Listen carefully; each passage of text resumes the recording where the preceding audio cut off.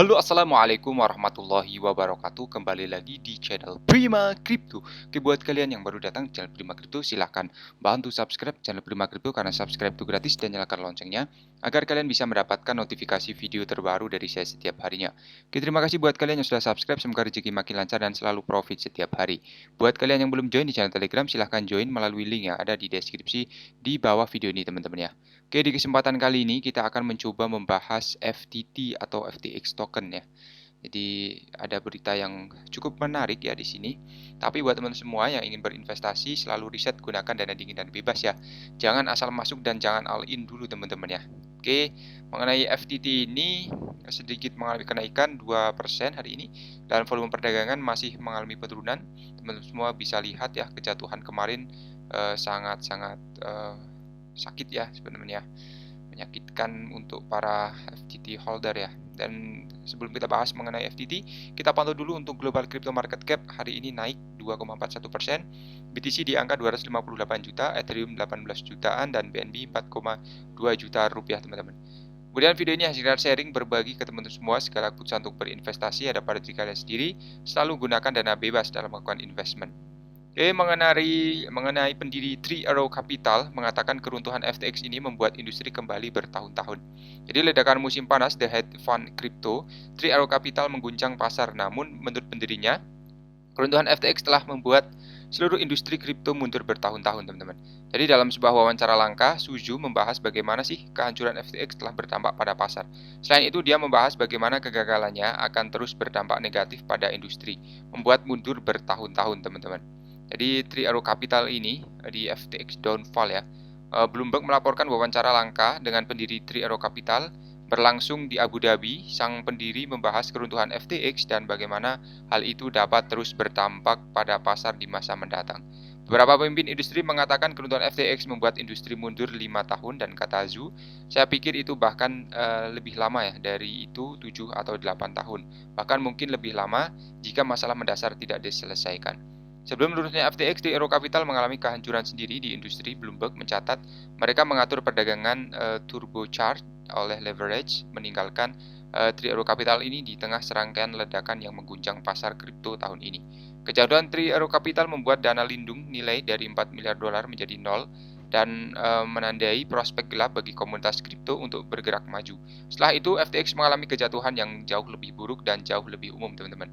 Selanjutnya, laporan penyalahgunaan dana pelanggan membuat platform tersebut mengalami kebangkrutan untuk FTX. Bencana itu menargetkan kepercayaan pelanggan pada kripto dan mengantarkan era transparansi yang diperlukan untuk platform yang dibiarkan berdiri, namun penularan keruntuhan menginfeksi sejumlah besar platform yang semuanya berfungsi dalam ekosistem FTX. Lalu mengenai FTX ini menyimpan uang tunai sekitar 1,24 billion ya, sementara Justin Sun menunjukkan minat pada aset pertukaran. FTX dan rekannya memiliki saldo kas sekitar 1,24 miliar dolar menurut pengajuan pengadilan baru-baru ini yang dilihat dan diterbitkan oleh CNBC. Pertukaran kripto FTX yang gagal memiliki total saldo kas sekitar 1,24 miliar dolar pada 20 November, menulis pengajuan pengadilan. Direktur pelaksana di Alvarez Marsal Amerika Utara, Edgar Mosley, mengungkapkan bahwa pada 16 November timnya dan FTX melacak saldo kas yang lebih tinggi. Jadi saldo kas ini berasal dari entitas web FTX yang luas termasuk Alameda Research dan anak perusahaan internasional bursa. Jadi jumlah tertinggi yang ditemukan adalah 393 juta dolar diperoleh dari Alameda Research. Selain itu, saldo kas terbesar kedua adalah 303 juta dolar dari Ledger, platform derivatif FTX.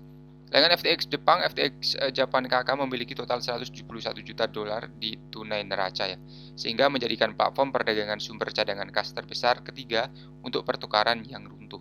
Mosley mencatat bahwa uang tunai disimpan di berbagai lembaga keuangan oleh FTX dan rekannya, teman-teman. Jadi sementara Alvarez Marsal Amerika Utara telah melacak cadangan kas sekitar 1,24 miliar dolar, jumlahnya jauh lebih rendah daripada 3,1 miliar dolar ya. FTX yang saat ini berutang kepada 50 kreditur tanpa jaminan terbesarnya. Tidak jelas bagaimana pertukaran bermaksud untuk mengisi kekosongan tersebut, teman-teman. Namun mantan CEO dan pendiri FTX Sam Bankman-Fried mengatakan kepada CNBC kemarin, teman-teman, bahwa dia sedang mencoba untuk mendapatkan kesepakatan multimiliar untuk menyelamatkan pertukaran kripto. CEO FTX saat ini, John Ray III, baru-baru ini mengungkapkan dalam pengajuan bahwa banyak rekan bursa tidak memiliki tata kelola perusahaan yang sesuai.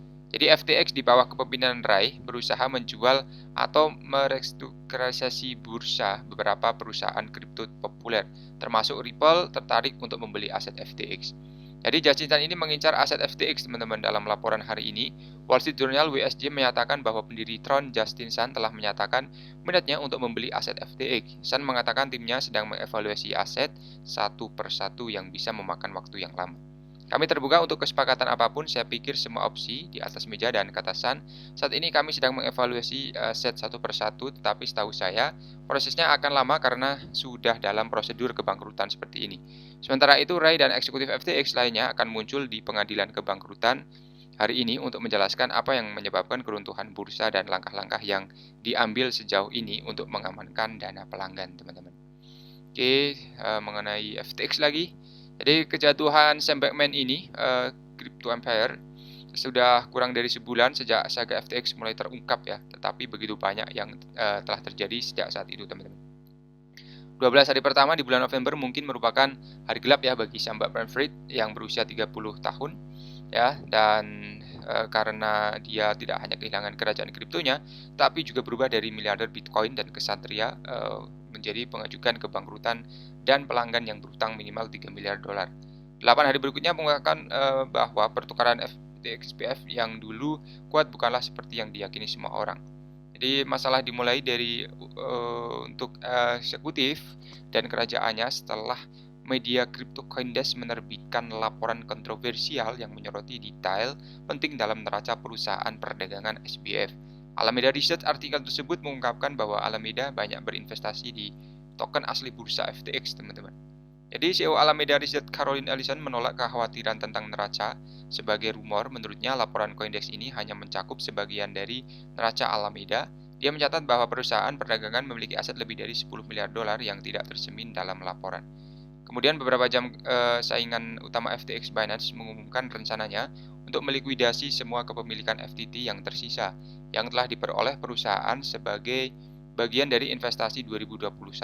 CEO Binance Changpeng Zhou mengatakan keputusan itu berasal dari pengungkapan baru-baru ini yang terungkap tentang FTX, teman-teman.